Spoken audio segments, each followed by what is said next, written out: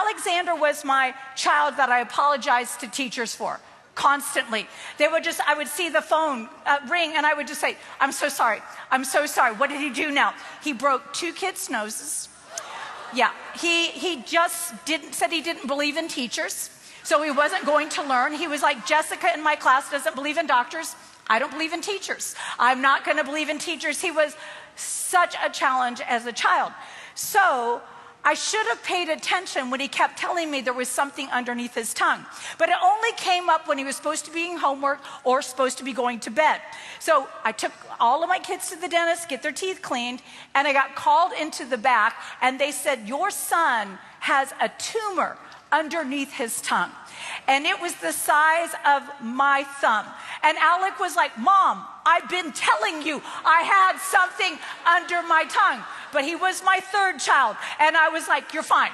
You're fine. I don't have time for you to be anything but fine. So now I'm feeling horrible. The doctor's looking at me like, how did you miss a tumor under his tongue? I'm like, I'm sorry. He said, this needs to come out. I said, you're right. Take it out. He said, no, I can't take it out. This is going to have to go to a specialist. This could affect his ability to speak. Now I'm like, oh my gosh, I am completely a ridiculously horrible mother. And the whole way home, Alexander was like, I told you I had something under my tongue. Didn't you guys hear me tell Mom? He tells John, hey, I have something under my tongue. Mom didn't take care of it. So I had to take him to the specialist because they'd already called the specialist. They didn't trust me to call the specialist. So the dentist called the oral surgeon and said, we're sending someone over.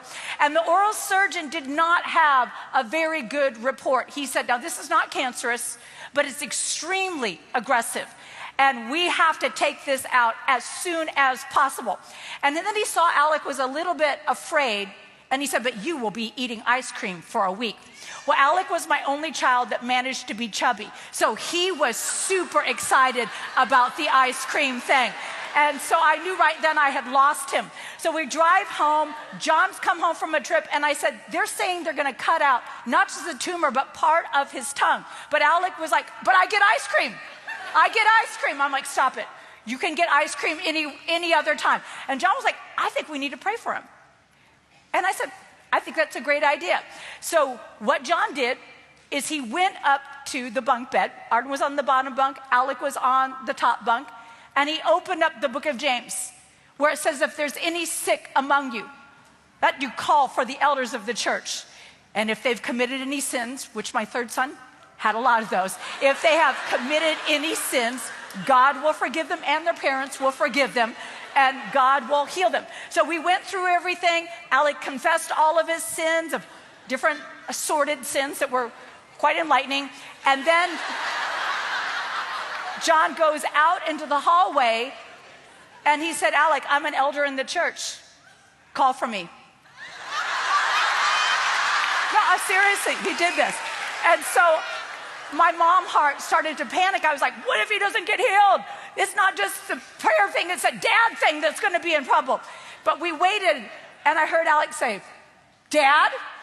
And he comes in, he's like, yes, Alec. And he had a little thing of olive oil, and he anointed him.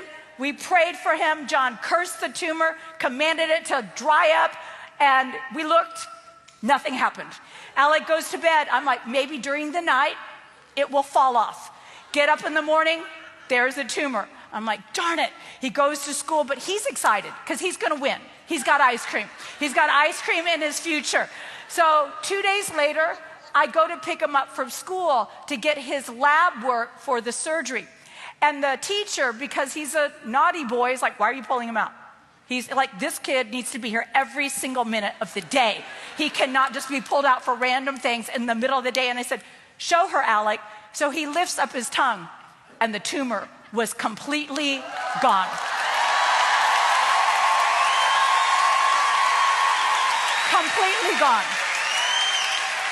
You know, it said that when Jesus would pray for people, they would go, and on their way, sometimes they would be healed.